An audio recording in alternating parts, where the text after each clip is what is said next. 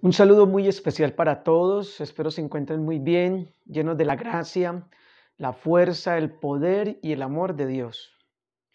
Dice Primera de Corintios 15:57, Primera de Corintios 15:57, sigan trabajando más y más en la obra del Señor.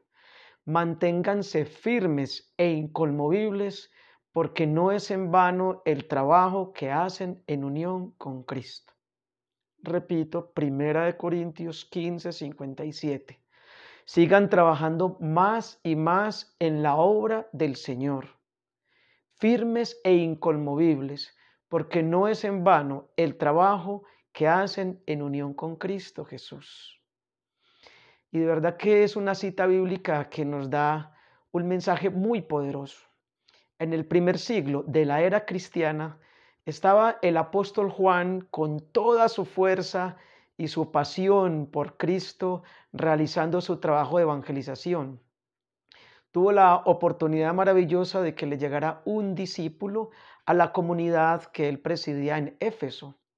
Este hombre llamado Policarpo una vez conoció de Jesús a través del apóstol San Juan, que se mantuvo firme e inconmovible siempre con Jesús hasta la cruz. Entonces decidió entregarle su vida a Cristo, Policarpo. Se bautizó, se ordenó sacerdote y se dedicó a animar toda la comunidad de Éfeso y a todos los cristianos a permanecer fieles, no obstante las persecuciones crueles que estaba sufriendo el cristianismo en ese entonces. A ejemplo del apóstol San Juan, de quien recibió la evangelización directa. Por eso este hombre Policarpo hace parte de los padres apostólicos, es decir, aquellos que recibieron las enseñanzas directamente de los apóstoles. Siguió luchando mucho por ayudar a todos los cristianos a vivir en el amor de unos por otros. No solamente los motivó para permanecer firmes en las persecuciones, sino también a vivir en el amor de unos con otros. Les enseñaba a través de cartas, de escritos, con su testimonio de vida. De mil maneras luchó por la unidad de la iglesia. Finalmente, el procónsul de aquella época lo apresó y le dijo que le perdonaría la vida si renegaba de su fe en Cristo Jesús. Pero Policarpo le dijo: no voy a renegar, no voy a negar a Jesús, no seré un apóstata. Entonces le mandó a clavar unas lanzas en el corazón y finalmente lo mandó a quemar, muriendo mártir Policarpo, convirtiéndose en un padre apostólico y en San Policarpo, como es conocido en la tradición de la iglesia. Quiero que analicemos entonces unos aspectos básicos muy sencillos sobre este hombre. Lo primero es que tuvo un muy buen mentor, tuvo un muy buen director espiritual, el apóstol San Juan. Y es que, como dice el adagio popular, el que a buen árbol se arrima, buena sombra lo cobija. Y esto es fundamental. A lo largo de toda mi experiencia de camino, de discipulado, de seguir a Jesús, siempre he visto que esto es algo importantísimo. Aprender a tener buenos directores espirituales, personas más maduras que nosotros, personas que tienen más conocimiento y camino recorrido que nos pueden ayudar en todo este proceso. Y esto ha sido vital en mi vida. Yo siempre he dicho que es muy difícil observarse a uno mismo, mirarse a uno mismo. Autoconocerse es difícil. Es más fácil cuando uno, aunque no es imposible autoconocerse de la mano de Dios y trabajar cada vez más en ello. Pero la ventaja que tiene un buen director espiritual, un hombre o una mujer de Dios, a la hora de ayudarnos en el camino de la fe, es que ellos nos pueden ver desde la parte externa. A veces por estar ensimismados en nuestras cosas, en nuestro mundo, en nuestras ocupaciones, en ocasiones con estrés, con afanes, en ocasiones más tranquilos, pero todo ese mundo en el que nos invertimos a veces nos hace perder de alguna manera visión panorámica. Y es ahí donde un buen director espiritual nos ayuda a ver las cosas más claramente, con mayor nitidez, e iluminado por el Espíritu nos puede dar indicaciones maravillosas. Entonces, en ese sentido, una de las claves de Policarpo fue tener un buen mentor, un buen director espiritual. Yo te animo para que busques un director. Yo personalmente siempre he tenido varios directores espirituales y me he quedado impresionado porque nunca he visto que entren en contradicción las sugerencias espirituales que ellos me hacen. Entonces, muchas personas en la práctica pastoral que hago me dicen, pero es que es muy difícil encontrar un buen director espiritual, sea sacerdote, sea un religioso, laico, laica. Y yo lo único que te digo es que Jesús dijo, pedid y se os dará. Pídele con fe a Dios que te dé buenos directores espirituales y a través de ellos podrás conocer la dirección, la voluntad de Dios en tu vida.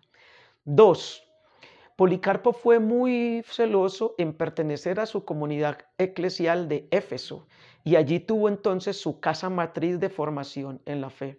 Esto es muy importante para nosotros los cristianos, tener comunidades donde tenemos el sentido de pertenencia, donde tenemos esa casa espiritual, ese lugar donde recibimos de Dios y donde también transmitimos.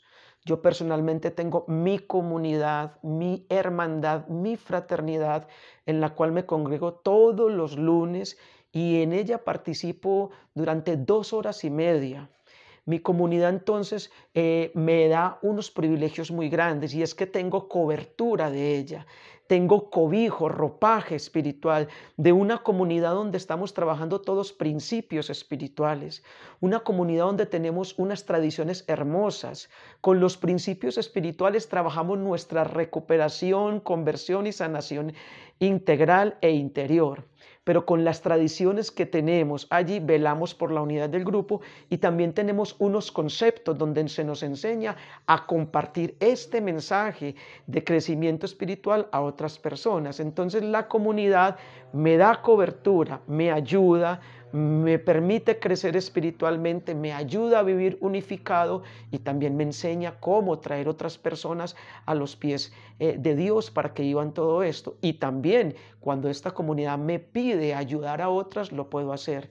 Pídele a Dios que te ayude en el discernimiento a vincularte a una comunidad, teniendo en cuenta que la primera comunidad más importante en la que debemos estar vinculados es la comunidad trinitaria, la del Padre, la del Hijo y del Espíritu Santo, pero también comunidades humanas donde podamos recibir todas estas bendiciones y el blindaje y la protección de Dios, a la vez también que podemos servir. Tercero, San Policarpo le enseñó a los fieles a mantenerse firme a pesar de las persecuciones. Y es que el cristianismo a lo largo de todas las épocas ha vivido grandes persecuciones.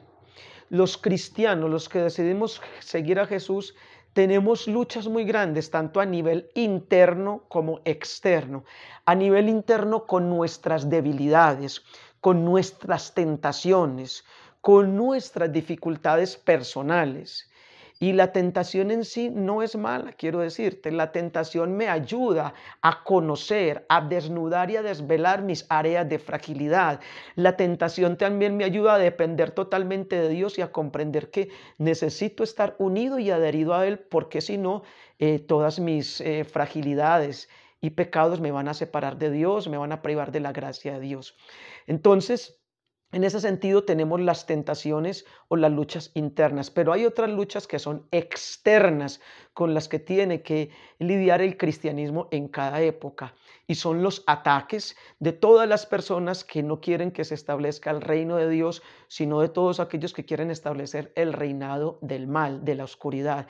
Ahí también tenemos una lucha frontal, una batalla decisiva, porque el mal, dijo Jesús, en la parábola del trigo y la cizaña, coexiste siempre, en el mundo coexiste la realidad del mal y del bien. Y solo dijo Jesús en la parábola del trigo y la cizaña que en el final de los tiempos serían separados. Allá apunta esta parábola de connotación escatológica, cuando le dijeron a este hombre que cultivó que separara el trigo y la cizaña, y él dijo, no, déjenlos crecer que al final los separamos. Entonces existe el mal. La iglesia, el evangelio auténtico, representa el bien en el mundo. Y cada época va a tener unos desafíos muy grandes en este sentido. Vemos entonces cómo están proliferando una cantidad de normas anticristianas, antivida, anticatólicas, cómo siguen avanzando. Dice Romanos 8 claramente que la creación entera gime con dolores de parto, esperando la manifestación gloriosa de los hijos de Dios. Esto indica que cada vez que crece más el mal en el mundo, que si aprueban leyes anticristianas, leyes de muerte, leyes que van en contra de la vida y de los principios y de los valores del Evangelio, nos está indicando este texto Romanos 8 que estos son gritos de la creación entera que gime con dolores de parto esperando que nos manifestemos los hijos de Dios. A mí me llama mucho la atención el Evangelio de San Juan en el capítulo 11, cuando Jesús va a resucitar a Lázaro y Marta le dice: Jesús, si tú hubieras estado acá, mi hermano no habría muerto.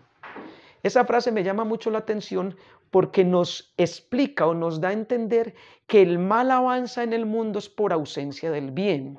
En este sentido, los cristianos tenemos un compromiso muy grande. No podemos permitir que el mal siga avanzando en el mundo, y el mal avanza es por la ausencia de Dios en el corazón. Los cristianos no podemos quedarnos únicamente en unas prácticas devocionales, rituales, que son lindas y hermosas si le damos el sentido auténtico. Y es valiosísimo, y no quiero desmeritar el valor del rito, el valor de la celebración eclesial. Pero todo esto nos tiene que llevar a un compromiso profundo para hacer respuestas a las necesidades del tiempo histórico. En este sentido se están aprobando en el mundo, en diferentes congresos, parlamentos y constituciones políticas de cada país, una cantidad de normas y leyes anticristianas. ¿Pero por qué ocurre esto? Porque no tenemos representación cristiana, católica, con principios basados en las Sagradas Escrituras, en los estamentos políticos.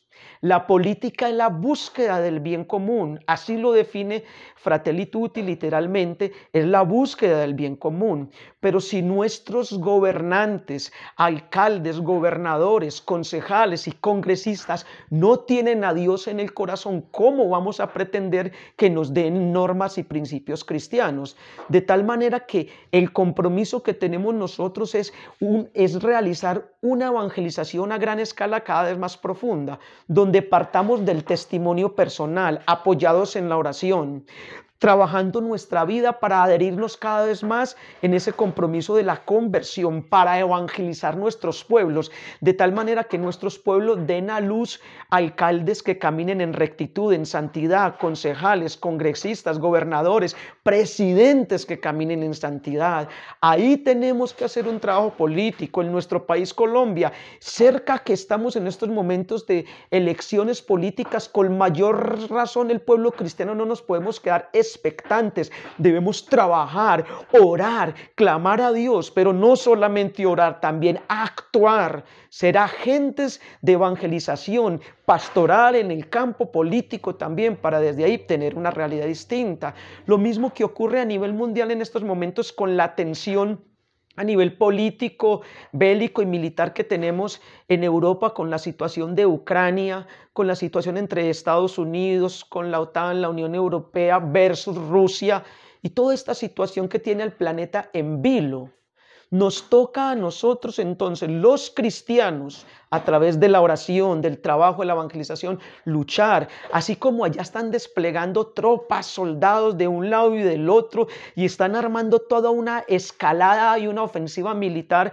También los cristianos tenemos que armar una escalada, una actividad espiritual, tiene que ser de rodillas. En mi práctica pastoral visito muchas comunidades predicando el evangelio, donde veo cantidades, cientos de miles de personas que quieren servir a Dios, que quieren agradarle a Dios. Nosotros tenemos un ejército más grande, el ejército de cristianos en el mundo. Somos millones de cristianos, pero tenemos que tener un trabajo espiritual más profundo, más intenso y más grande, basado en la oración, basado en el testimonio, basado en la acción, basado en el anuncio del reino de los cielos de forma coherente e integral. Ahora bien, la verdad es que todos tenemos fallas, debilidades, errores. Y esas fallas, debilidades y errores o pecados no pueden ser más que motivos grandes para que tú y yo nos entreguemos con más fuerza a Jesús. Te invito entonces para que luchemos con todo el corazón por ser respuesta a nuestro momento histórico y ser solución en lugar de estar viendo los mensajes que nos transmiten los medios de comunicación e impactarnos y preocuparnos sin ser respuesta. No podemos ser agentes pasivos ante la realidad.